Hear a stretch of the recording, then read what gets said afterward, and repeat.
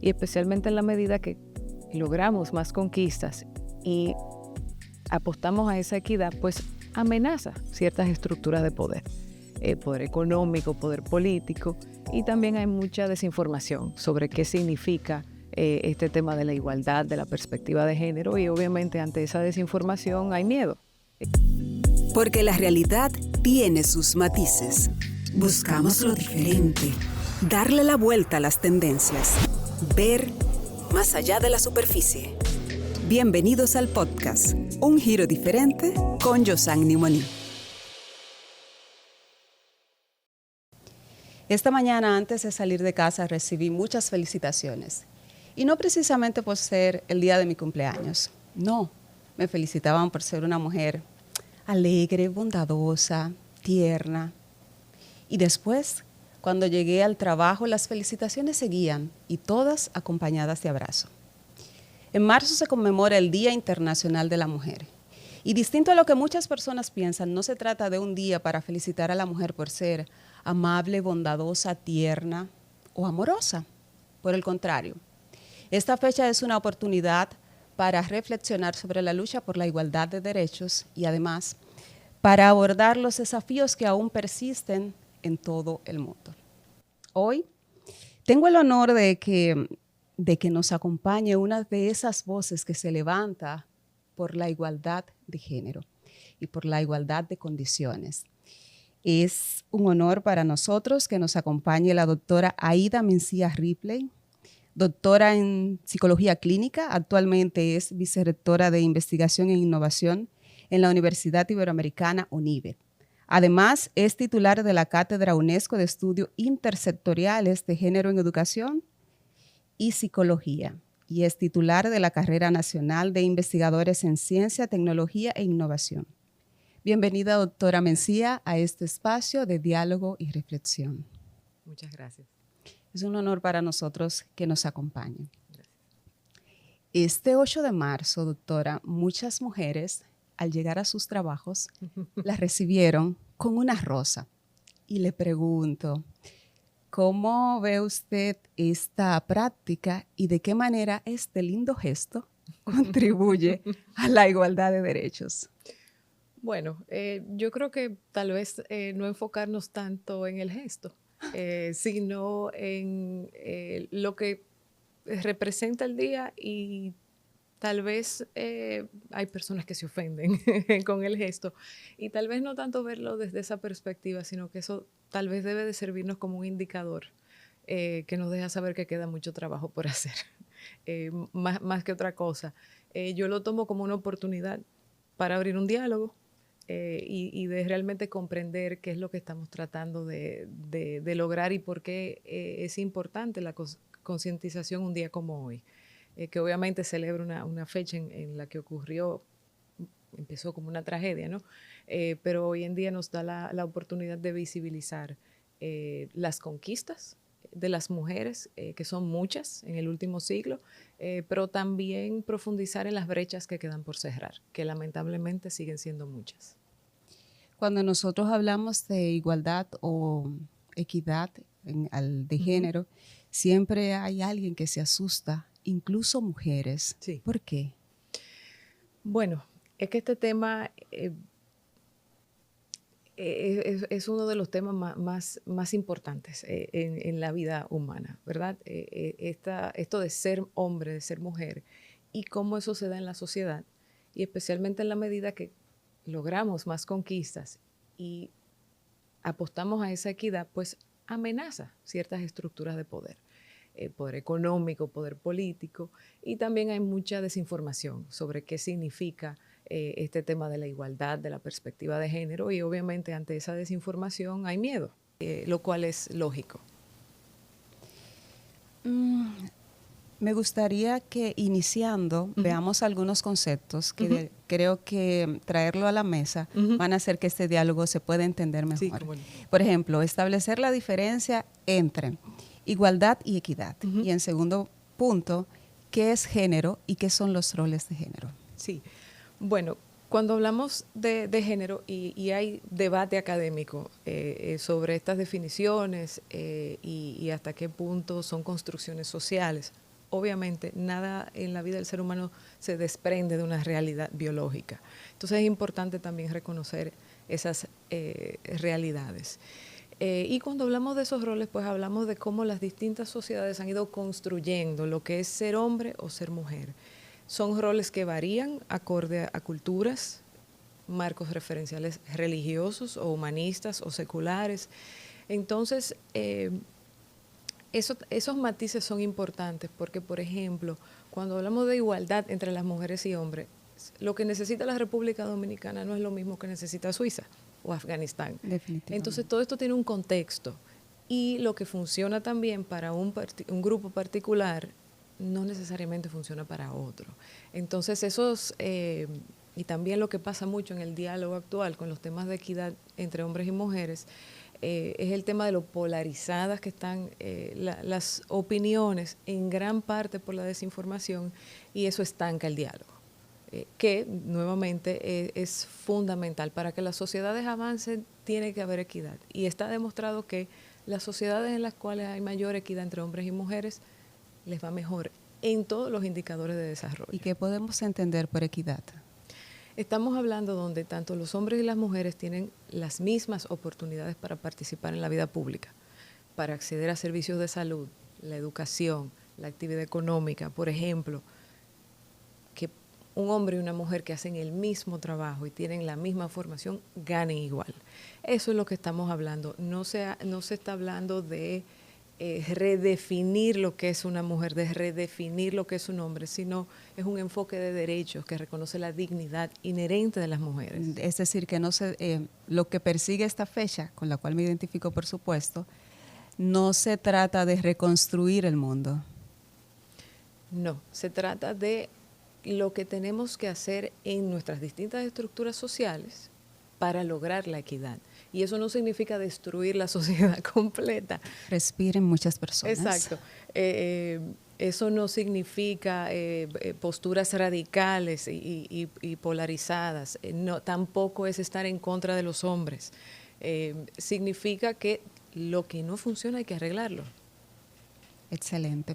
Sabe que hace un tiempo en un congreso escuché a un participante que hablaba de una experiencia que tuvo en una comunidad marginada, no en este país. Y él decía que le impactó mucho, no las condiciones deplorables en las que se encontraban las personas que allí vivían, sino que muchas de esas personas no sabían que tenían derecho. En ese sentido, me pregunto si nos pasa igual, que muchas mujeres no defienden sus derechos porque no saben que lo tienen, o si en esa misma medida creen que no lo merecen. A, B, C, todas aplican, se conjugan muchas cosas. Evidentemente, mujeres que tienen mayor logro educativo, mayores niveles educativos, conocen el marco de derechos y obviamente desde distintos lugares pueden entonces abogar porque se cumplan y por esa equidad, pero efectivamente hay muchos retos, no solamente acá, pero en la región, con mujeres, por ejemplo, mujeres indígenas, mujeres rurales, que por las mismas estructuras sociales desiguales no conocen ese marco de derechos. Entonces, eso es gran parte. El de merecerlo o no, ya ahí es algo un poquito más personal, pero sí hay un tema social y cultural, que si el mensaje que nos envía nuestra cultura constantemente es que no somos merecedoras. Por ejemplo, la normalización de la violencia contra la mujer, ¿cuál es el metamensaje? El mensaje es muy claro. Si la violencia contra mí como mujer está normalizada, entonces obviamente no soy un ser humano sujeto de derecho igual que los demás. Porque ¿por qué la violencia es mala hacia unos pero otros no? Entonces, pero eso tiene muchos matices.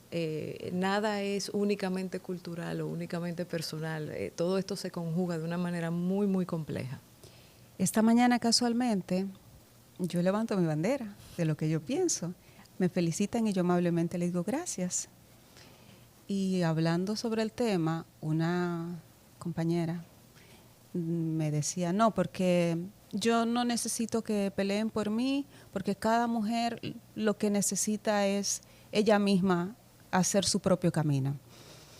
Entonces yo decía, está muy bien, ella ha avanzado y ha logrado una posición, pero no es una posición, su estatus individual no significa que sea el general de toda la población y eso es algo que cuando hablamos de si las mujeres lo merecen, lo saben o no, se manifiesta de esta manera.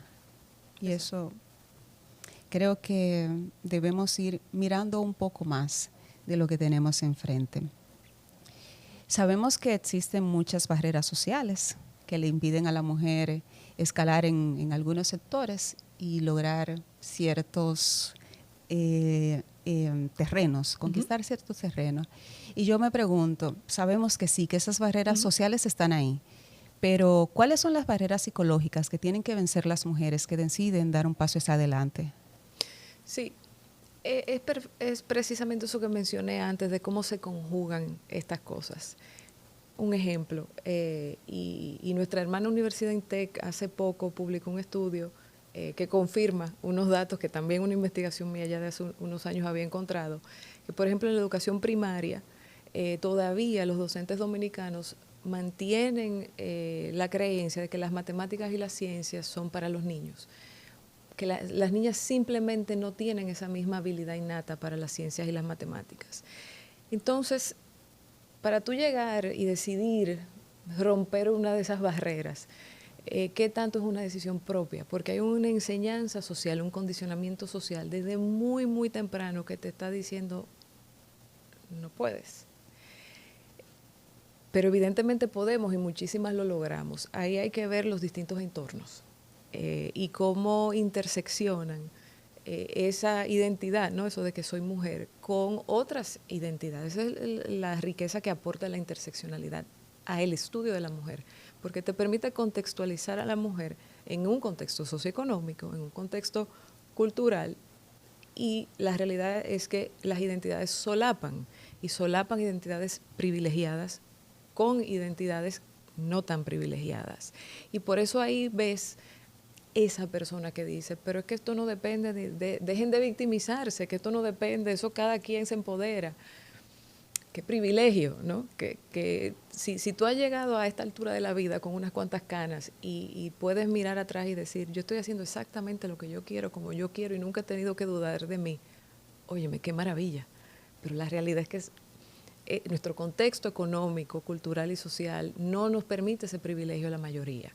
Entonces, esa es la complejidad y los matices que tiene el tema. Cuando hablaba de que hay muchas niñas que no se le habla de eso, que no tienen referentes, me quedé pensando en ese sentido, ¿qué podemos hacer en la educación desde las primeras escalones para que esto cambie, para que cuando ya sea adulta tenga una mirada distinta? Es una pregunta que suena sencilla y simple, pero es muy provocadora, porque uno tiene la tentación de decir, haz lo mismo que se hace con los niños. Es posible y evidentemente los distintos sistemas educativos en todo el mundo logran incentivar a los niños a la ciencia, a la tecnología, digamos que las futuras profesiones que están altamente valoradas, especialmente en términos de remuneración económica. Entonces tenemos que hacer lo mismo con las niñas. Ahí es donde llega entonces cómo lo trabajamos. No lo podemos dejar fortuito a que ojalá esos niños tengan un tipo de docente que no tenga ese prejuicio, que piense, no, esto se trabaja con políticas muy intencionales. Yo pienso que sí. Entonces, las cosas no se le puede dejar a ver si un docente iluminado. Esto hay que trabajarlo de manera muy intencional porque la realidad también es que ni psicólogos, ni docentes, ninguno está eximido de la condición de humano. Entonces esos prejuicios, esos sesgos, todos los tenemos. Entonces no se puede quedar al azar de si una persona en una posición tan importante como la de docente se da cuenta de si tiene una práctica sesgada o un sistema educativo tiene en su currículo. Eso no se puede quedar así a ver si sucede. Hay que trabajarlo y de nuevo, como usted decía, incentivar a las niñas a la ciencia y la tecnología, incentivar a los niños también, porque no todos tienen que ser, o sea, es válido también que todos trabajen en ámbitos artísticos, en ámbitos culturales, en ámbitos de negocios, o sea, todo el mundo tiene un potencial. ¿Por qué no abrir el abanico de todas las áreas donde ese potencial se puede realizar? Cierto, porque igual cuando hablamos de igualdad, no solo es para las mujeres, los niños y los hombres también tienen derecho a elegir una carrera no tradicional a la que estamos acostumbrados a ver al hombre. Exacto. ¿Qué tipo de políticas, digamos, por si este contenido puede llegar a autoridades competentes que puedan gestar este cambio? ¿Qué tipo de políticas pudieran ser? Mira, estas políticas están descritas en una serie de instrumentos de organismos internacionales importantes y hay un acervo documental que muestra cuáles funcionan y no, y obviamente con los matices de que en cada cultura y cada país tiene sus particularidades. Nosotros, como dominicanos, contamos con una excelente política de Estado, ya desde hace muchos años apostando a la primera infancia.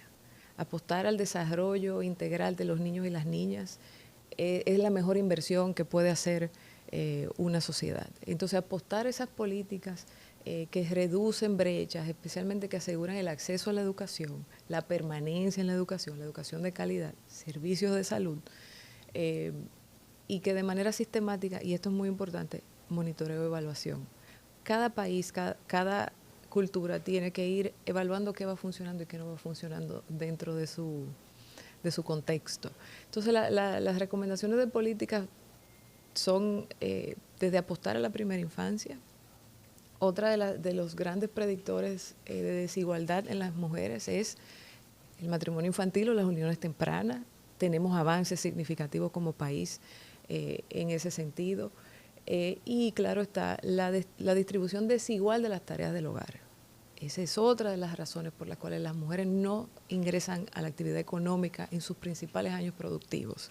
Mientras persista esa desigualdad, ¿verdad?, las mujeres van a tener que estar más en la casa y no ser tan productivas económicamente, lo cual obviamente tiene consecuencias nefastas, tanto para el propio bienestar de la familia, especialmente con tantas familias monoparentales en nuestro país, pero también posterior ya en la vida, en la edad avanzada de la mujer. Ahora que menciona eso, me quedo pensando que definitivamente a la mujer se le ha asignado el rol de cuidadora y al hombre el rol de proveedor. Uh-huh. ¿Qué pudiéramos recomendar, de acuerdo a las investigaciones que se han hecho, para que le demos un giro a estas asignaciones que nos han hecho desde hace tanto tiempo? A ver, eso de cambiar estas prácticas culturales tan, uno se atreve a decir milenarias, sí, no es una cosa de una política única. Son muchas cosas que tienen que ir sucediendo y a veces y es fácil desesperarse de por qué no lo hacen. El cambio cultural toma mucho tiempo. Pero, por ejemplo, algo que sí se puede hacer, obviamente, la licencia de maternidad para la mujer es fundamental, por razones biológicas, obvias, pero también afectivas, pero es igual de fundamental para el hombre. Entonces, si queremos precisamente la equidad y que tanto los hombres como las mujeres tengan la misma amplitud de vida emocional, entonces el hombre también tiene que tener la posibilidad de establecer ese mismo vínculo con su hijo. Entonces la licencia de paternidad es igual de importante. Entonces esas son las miradas que hay que ir dando y de manera gradual ir implementando políticas y cambios. Normalizar también el trabajo de cuidado para el hombre, que eso no es una amenaza a la masculinidad. Y eso se hace en la casa, eso se hace en la escuela, eso se hace en el trabajo y eso se va mostrando, uno, cómo los padres modelan ese comportamiento, sobre todo, pero también cómo las empresas, ¿verdad? Tu empresa te deja salir a buscar a los hijos. Se asume que las mujeres lo van a hacer, pero los papás lo hacen. Le hacen bullying. O sea, hay un clima organizacional. Entonces todo el mundo tiene un rol. El sector privado, las políticas de Estado, las mismas familias que tienen que tener conciencia de verdad cómo estoy criando a mis hijos. Yo también quiero que, por ejemplo, mi hija vea que su papá tiene una vida emocional plena, su papá puede llorar, su papá se puede enfermar, puede pedir ayuda. Entonces una masculinidad sana, digamos, integral, ¿verdad?, saludable, Entonces, todas las estructuras de la sociedad tienen un rol. No se le puede dejar todo al gobierno. Muy importante. No se le puede dejar todo al gobierno, o mejor dicho, al Estado, Al realmente. Estado. Hay algunos hombres que cuando tienen un rol más activo de cuidador, le hacen bullying los amigos y en el trabajo. Claro, así es. Y es triste. Pero la esperanza que tenemos es que estamos cambiando, que hay hombres que están tomando conciencia y que entienden que los hijos no son solo de las mujeres, son de ellos también. Me pregunto si hay muchos hombres, hablando de hombres y del rol que tienen, que piensan que lo que hacen, sus acciones, la justifican, que está bien. ¿Son los hombres víctimas del machismo? Es una excelente pregunta. Tal vez no sería la palabra víctima. Te digo porque hay corrientes de pensamiento que dirían, bueno, en tanto que el patriarcado es un sistema jerárquico que otorga mayor poder al hombre, no puede ser víctima de una estructura que lo favorece, de una estructura de poder que lo favorece. Para mí eso es una postura un tanto extremista. ¿Qué muestra la evidencia? ¿Qué muestra la ciencia psicológica? Muestra que efectivamente esa adherencia estricta a ese rol tradicional de hombre, esa masculinidad, ahora les gusta decir la masculinidad tóxica. Sí. No me gusta tanto el término, pero ok. La evidencia muestra que esos hombres tienen peores indicadores de salud mental. Y más preocupante aún, influencia mucho los comportamientos de búsqueda de ayuda. Los hombres que afrontan trastornos mentales tienen una menor probabilidad de buscar servicios de salud para atender sus necesidades de salud mental. Y eso es absolutamente terrible. Entonces, efectivamente, sí, esa adherencia estricta, ese rol tan restringido, no le permite a los hombres vivir una vida emocional completa. Uno a veces lo dice de manera como muy sencilla, y todavía uno lo ve, un niño llorando en un supermercado que el papá o la mamá, porque nosotras somos excelentes replicadoras del machismo, Ay, sí. le dice, mira, los niños no lloran, los niños lloran, y pueden, y deben. Y deben. Entonces, esa adherencia sí tiene consecuencias muy negativas para la salud mental de los hombres. A los hombres les cuesta muchísimo buscar ayuda cuando tienen un problema de salud mental y si deciden hacerlo, lo hacen a escondidas. Así es. Y no es exclusivo de la cultura dominicana. De hecho, en el 2016 hubo un estudio de la Asociación Americana de Psicología, precisamente resaltando cuáles dimensiones de esa masculinidad tradicional se asocian a depresión y a distintos problemas de salud mental. Entonces, esto no es tampoco exclusivo, porque a veces pensamos en la cultura caribeña, en la cultura latinoamericana tan machista, pero esto es un problema, de hecho, bastante generalizado. Tal vez lo que vemos en la calle, hombres tan irritables, tan guapos, tan altos, tiene mucho que ver con que no se tratan, tienen problemas de estrés, de depresión o de ansiedad, pero ellos son hombres y ellos no tienen que tratarse, porque eso es normal, que el hombre esté enojado, que en medio de un tapón un hombre se baje y le diga dos cosas al que le queda al La lado. ira está normalizada en el hombre. Ah, sí, pero si una mujer alza la voz y dice, ¿pero qué te pasa? Pero si es un hombre no pasa nada y eso es terrible. Quiero aprovechar para que veamos un concepto que de alguna manera está de moda, que es el concepto de supermujer. Supermujer es esta mujer que le va bien en el trabajo, que es buena esposa, que es una excelente madre, que tiene todo en orden. Y entonces vemos y elogiamos y admiramos y reconocemos y vemos una mujer que todo lo hace bien y decimos, te felicito por todo lo bien que todo lo hace. Pero detrás de eso hay una condición que muchos ignoran y que, hablando de salud mental, también es una carga pesada. ¿Cómo podemos las mujeres que se le tildan o que buscamos de manera inconsciente cumplir con todo, hacerlo sin que nos afecte? O bueno, no sé, sin que nos afecte. ¿Cómo podemos manejar el que esto nos afecte de la mejor manera? Bueno, ahora entramos en tema. Mira, eso de la supermujer es absolutamente horrible, en el sentido de que y esta frase la he dicho antes, no me la inventé yo, lamentablemente, me hubiese encantado, de que se espera que las mujeres trabajen como si no tienen familia y que cuiden y atiendan a la familia como si no trabajaran. Es imposible. O sea, el desgaste es inevitable. ¿Cómo se logra que este éxito, digamos, por lo menos de cara a lo externo, ¿verdad? Donde todo check, check, check, la redistribución. Tenemos una distribución desigual, entonces, bueno, está sumamente cargada porque luego cuando llegas a la casa del trabajo que haces a la perfección, tienes también que hacer maternidad a la perfección. Pero si tenemos una redistribución más equitativa, entonces hay menos desgaste. Eso, y de hecho mi proyecto de investigación actual trata el tema de entonces, en las mujeres en posiciones de liderazgo se reconfigura el poder marital de manera que no se impacta la salud mental de la mujer significativamente, todavía no lo sabemos. Pero esas son las grandes preguntas, el tema de burnout, de desgaste. Mientras no haya una redistribución más equitativa en ambas esferas, en el trabajo y en la casa, no va a ser posible. Y seguirá siendo entonces esos casos excepcionales de la supermujer. Pero es que no debe de requerir ser extraordinario para vivir. Y no debería ser que las que tenemos como esa capacidad de aguante somos las que nos destacamos. Entonces, esa redistribución es fundamental, pero ahí también hay que mirar el trabajo.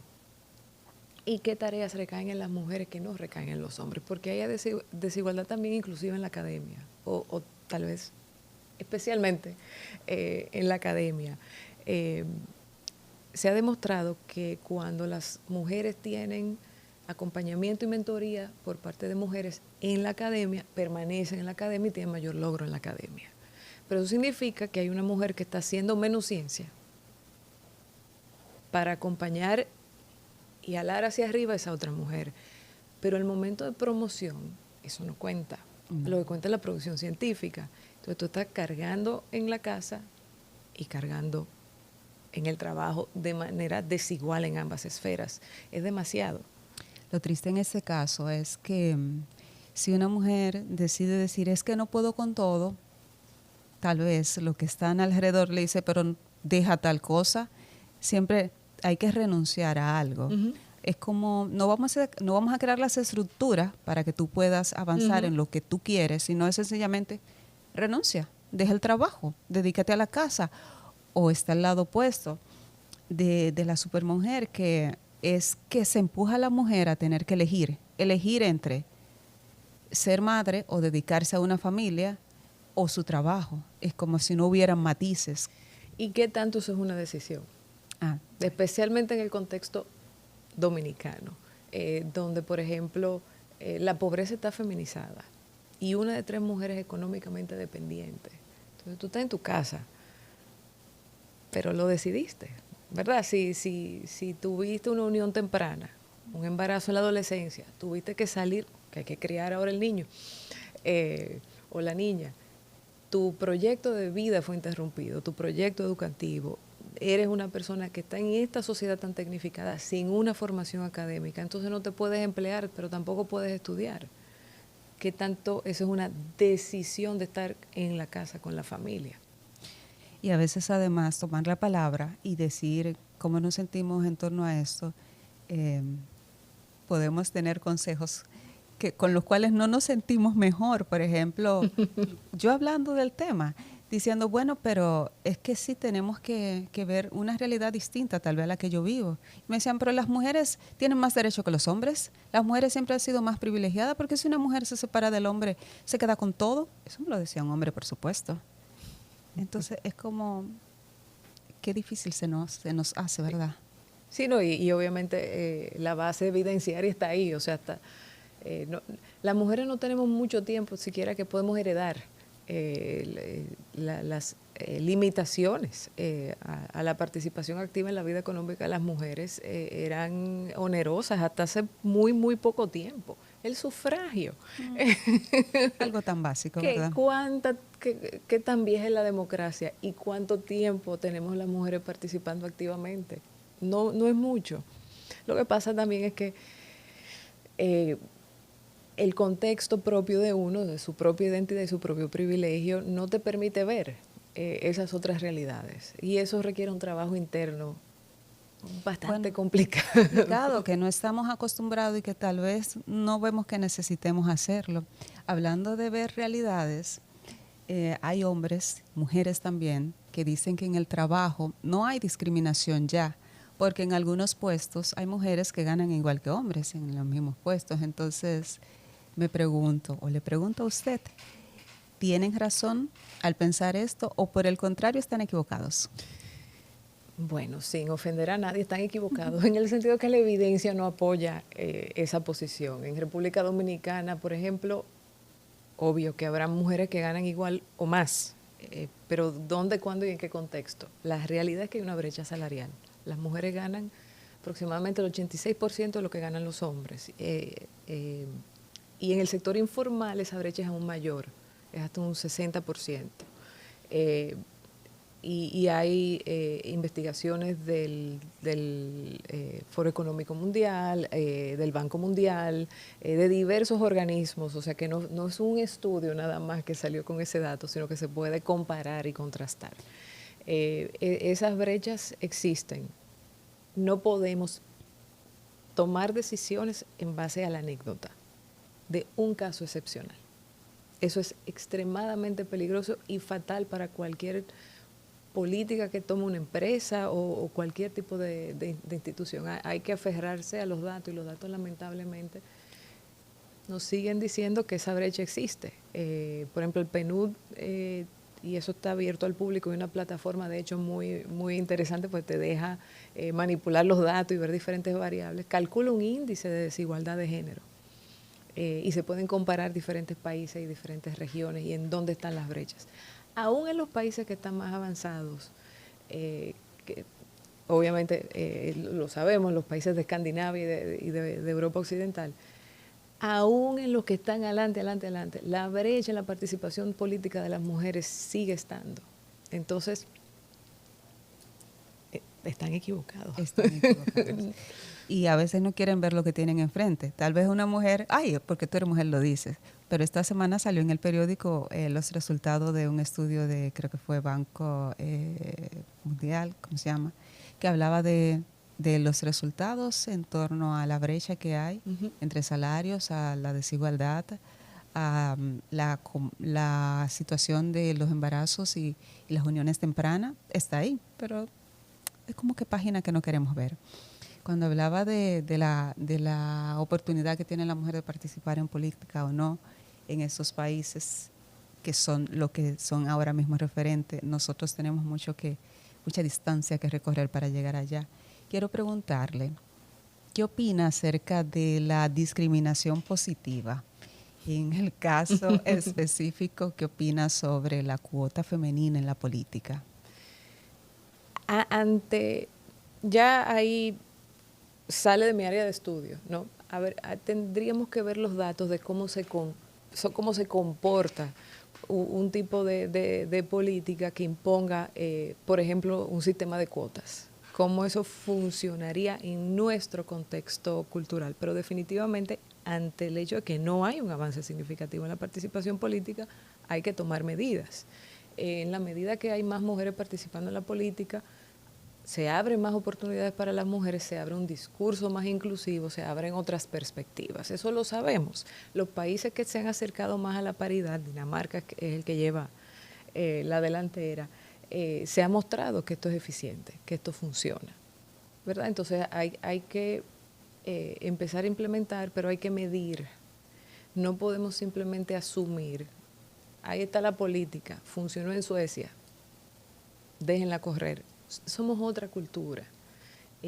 A medida que las mujeres van adquiriendo poder político y participando más en la política, se ven los beneficios. Yo hablé hace poco en el Congreso de la Red de Cátedras UNESCO en el país, de lo beneficioso que es tener mujeres en procesos de negociación de paz. Y esto se ha medido en el contexto de Colombia y de otros países. Cuando las mujeres son quienes negocian la paz es más duradera. ¿Por qué? Porque las negociaciones de paz que hacen las mujeres no se centran en el poder político, sino en el bienestar social. Entonces, excelente base, con evidencia, para asegurar que estos procesos incluyan a una mujer, que esté ese tipo de discriminación positiva. Entonces, esa es la importancia de medir para que actuemos y no implementemos políticas que pensamos van a ser la solución, pero al final no lo son. Entonces, lo de la cuota, ok, y vamos a medirlo y vamos a ver qué pasa. Ok. ¿Cómo cree usted que cómo han influido los roles tradicionales de género en las oportunidades educativas y laborales de las mujeres y en qué medida se necesitan para superar estas barreras? Yo creo que ya lo hemos tratado indirectamente. Ese tema de combatir esos estereotipos, evidentemente impactan cómo las mujeres visualizan su trayecto de vida, su proyecto de vida. Si no tienes referentes de mujeres científicas, si no tienes referentes de mujeres en política, entonces obviamente tú te vas llevando el aprendizaje de tu cultura de que esas no son esferas donde es legítimo que esté una mujer. Entonces, por eso el tema de la representación de la mujer en la política es tan importante. Visibilizar a las mujeres en la ciencia, visibilizar a las mujeres en el deporte, en diferentes ámbitos culturales. Pero es un trabajo, como he aludido anteriormente, que no puede ser solo en la casa, que también tiene que ser en la escuela, que también tiene que ser... O sea, reformular de esta manera el tejido social es muy complejo y toma tiempo, toma mucho tiempo. En la academia nosotros nos preocupamos mucho, especialmente por la participación de las mujeres en STEM. Y tenemos que implementar una serie de políticas para asegurar que entren mujeres a STEM y que se queden. Que se queden. Pero estamos trabajando ya desde un modelo de déficit, porque es que no están llegando tantas que quieren entrar a esas carreras, por todo un aprendizaje que viene desde antes. Entonces esto requiere un trabajo longitudinal, continuo, a largo plazo, que no es para mañana. No. Sí, si estamos en el siglo XXI y estamos en esta posición, pues sabemos que toma bastante tiempo, porque lo que hemos conseguido no ha tomado 25 siglos de esta nueva era. Sí, el último, hay varios cálculos de cuánto tiempo nos va a tomar lograr la igualdad, la equidad, mejor dicho, entre los hombres y mujeres, y las cifras andan entre 286 a 300 años. O sea que no va a ser ni mi hija ni mi nieta. ¿Cuántos? Entre 286 y 300 años. Okay, entonces nos años. Falta mucho. Mucho. ¿Cómo describiría usted el papel de la mujer en la ciencia y en la tecnología en la actualidad y cuáles son los principales desafíos que enfrentan las mujeres en este campo? Bueno, si nos vamos específicamente al contexto dominicano, sí. De hecho se presentaron esos datos del MESID hace poco, tan solo un 5% de las mujeres en las academias están haciendo investigación. 5%. Y alrededor del 5% también son las que tienen titulaciones doctorales. Entonces, el problema es serio. El problema es serio en el sentido, nosotros somos un país que necesita más científicos y tener a la mitad de la población no accediendo a esos puestos profundiza el problema, porque hay un talento humano que no estamos desarrollando, un capital humano que no estamos aprovechando. Entonces, importante, se están haciendo esfuerzos muy loables y muy importantes desde el organismo rector de la ciencia y tecnología dominicana para robustecer una carrera nacional de investigación. Financiamiento para investigadores. Entonces se están precisamente haciendo esos esfuerzos porque como país necesitamos más investigación e innovación y también tenemos que asegurar que las mujeres no se nos queden atrás en ese proceso. Entonces deberíamos de estar jugando el mismo papel, ¿verdad? En general en la región latinoamericana aproximadamente el 45% de las investigadoras son mujeres. O sea, a nivel regional la cosa va Se ve mejor. Se ve bastante bien. Ahora, si vas y entras a las disciplinas, ahí vuelven las brechas. Algo como solamente el 18% de las mujeres entran a las TIC. Entonces estamos sobre representadas en algunas disciplinas y muy subrepresentadas en otras. Entonces, y va a requerir políticas focalizadas por disciplina, por contexto país, por contexto social, de manera que podamos ir cerrando brechas.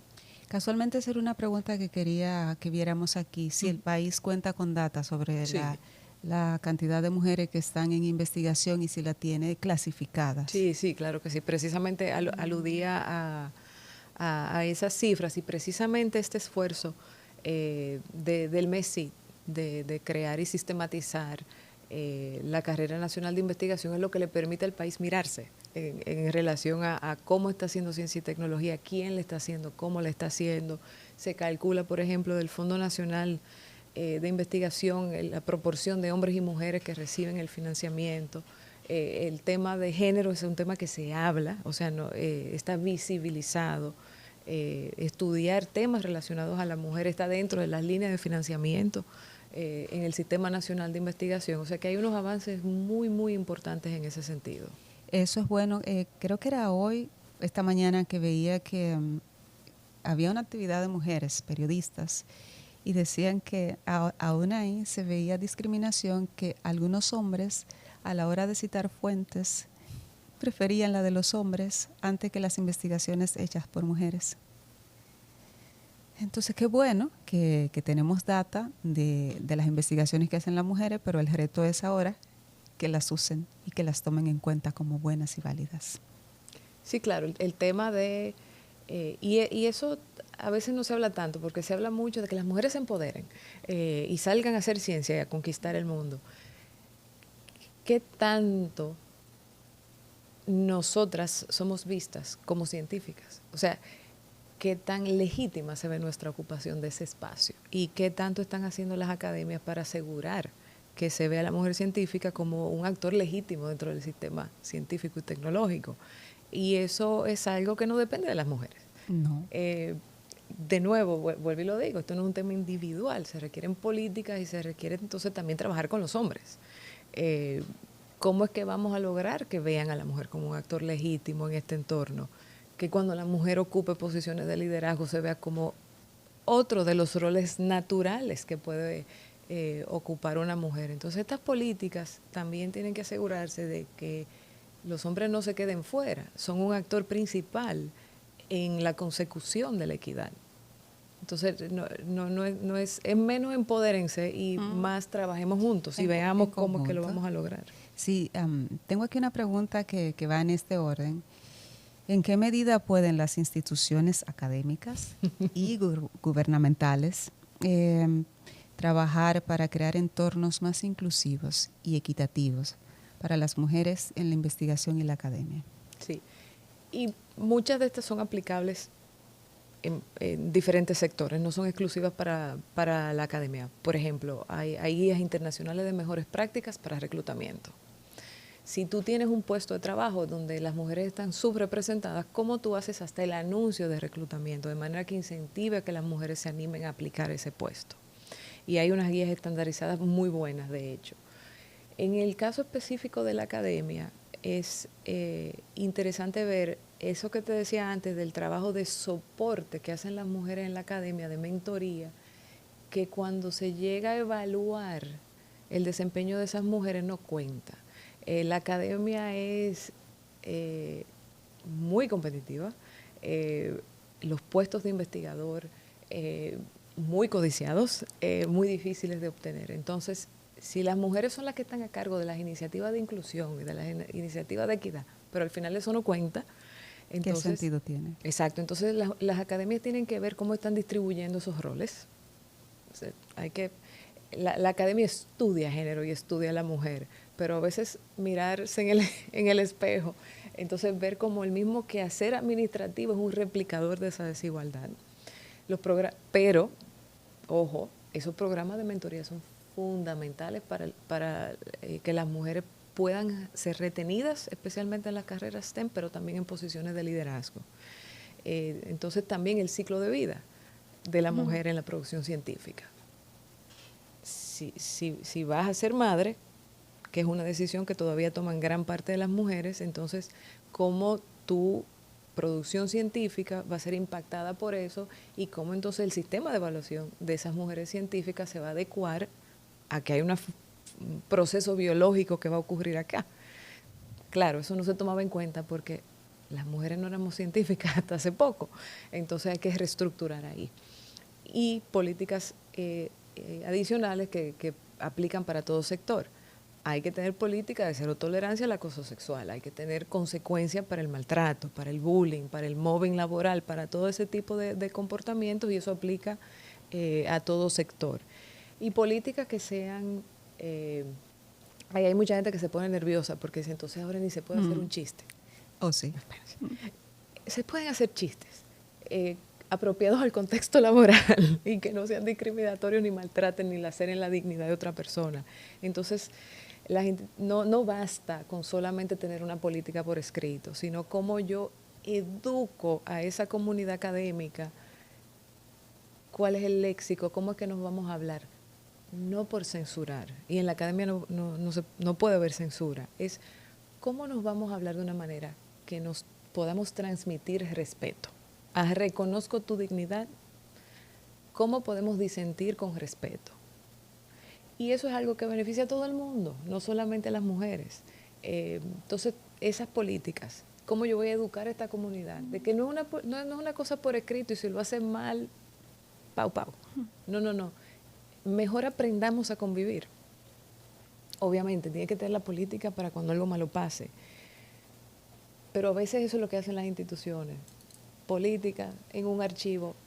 El trabajo de educar, de constantemente incentivar a que los integrantes de tu comunidad académica se relacionen de otra manera, de una manera distinta. Es un trabajo continuo y constante. La política que sanciona debería ser la que menos se usa. O sea, si lo hacemos bien, la política de sanción es el último recurso. Nuestra universidad tiene un comité de inclusión y diversidad, que es uno de los comités más activos. Sesiona, se reúne, revisa políticas, revisa los artes, tiene chat, que a veces, ¿verdad? A cualquier hora. ¿Y qué estamos viendo en esa comunidad? ¿Cómo es que nosotros vamos a asegurar, por ejemplo, que las mujeres tengan las mismas oportunidades para estudiar ingeniería? ¿Cómo nosotros vamos a lograr que un estudiante con discapacidad pueda acceder al contenido de la materia en igualdad de condiciones de su compañero que no tiene esa misma capacidad, esa misma discapacidad? Y eso no es un trabajo de un día. Esto es un quehacer permanente, constante, de evaluación, de también nosotros mirarnos, mira, esta política de inclusión se veía muy linda en papel, pero mira, no me está apuntando a los indicadores que me tiene que apuntar. Entonces, esos comités de inclusión son fundamentales. También fomentan en la comunidad académica una cultura de confianza. Si yo sé que tú y yo somos parte de la misma comunidad y que compartimos esos mismos valores institucionales de respeto, de inclusión, entonces también cuando se dan cosas desagradables, por decirlo así, yo tengo más confianza en que las cosas se van a resolver. Tengo más probabilidad de sentarme a dialogar contigo, a que las cosas no escalen, a que los conflictos se resuelvan de una manera más decente, por decirlo así. Entonces tú también vas creando una cultura de tolerancia, una cultura de respeto que beneficia a todo el mundo. Por eso, y lo dicen muchísimos organismos internacionales, cuando a las mujeres les va bien en una sociedad, les va bien a todo el mundo, porque precisamente esta política de inclusión para la mujer no es tan circunscrita a esa categoría biológica, se extienden a toda la diversidad del ser humano. Ya para ir cerrando, tocaba en esto que decía, que cuando a una mujer le va bien a todos. Uh-huh. Yo creo que sí también. Y no por ser mujer, sino porque está ahí delante de nosotros. Es como cuando una persona es feliz, todo lo que está en su entorno le va bien. La lucha por la igualdad de derechos parece hasta este momento, que es una batalla que libran las mujeres. Y los hombres, algunos se suman, pero hay otros que no creen que sea parte de lo que a ellos les toque hacer. Quiero preguntarle de qué manera la igualdad de derechos nos compete y nos favorece a todos. Yo creo que no hay nada más que decir. O sea, nos compete a todos en el sentido de que, por ejemplo, los países en los cuales hay mayor equidad entre hombres y mujeres tienen un mejor desempeño económico. Si tú vives en un país con un mejor desempeño económico, no importa qué tan pertinente tú crees que este tema de las mujeres para ti, es que te va a ir mejor. Y yo creo que ese es el tipo de cosas que hay que ir visibilizando más. Yo creo que lamentablemente el diálogo sobre estos temas de equidad está como en un impasse, que ni para adelante ni para atrás, por estos discursos polarizados, acusatorios, si no piensas como yo te juzgo. Y entonces la gente como que se polariza y se queda en su posición y no está dispuesto a ver el punto de vista del otro. Yo creo que hay que visibilizar, obvio, las brechas, hay que verlas, hay que conocerlas y hay que actuar, pero también hay que visibilizar las conquistas y cómo esas conquistas no se circunscriben únicamente a la mujer. Eso se puede visibilizar perfectamente con esos programas de atención a la primera infancia, como toda la inversión en la educación aporta al país. Entonces, darle ese giro, darle esa perspectiva y evidentemente, a propósito de la flor el 8 de marzo, definitivamente nos señala que hay que seguir educando, pero con mucho respeto y con mucha paciencia, porque estos discursos tan polarizados no nos van a permitir llegar a un consenso para avanzar, sino que va a mantener trancado el tema. Bueno, doctora, muchísimas gracias por estar con nosotros y por conversar sobre este tema, porque es necesario que el diálogo continúe, porque aspiramos a un tiempo, que ojalá no sean 300 años, ojalá sean menos, en que hombres y mujeres vayan de la mano y que no sea ni siquiera necesario hablar de igualdad de derechos, ni de condiciones, ni de equidad de género, que ya no sea necesario celebrar un día 8 de marzo, Día Internacional de la Mujer. Gracias. Gracias a ustedes.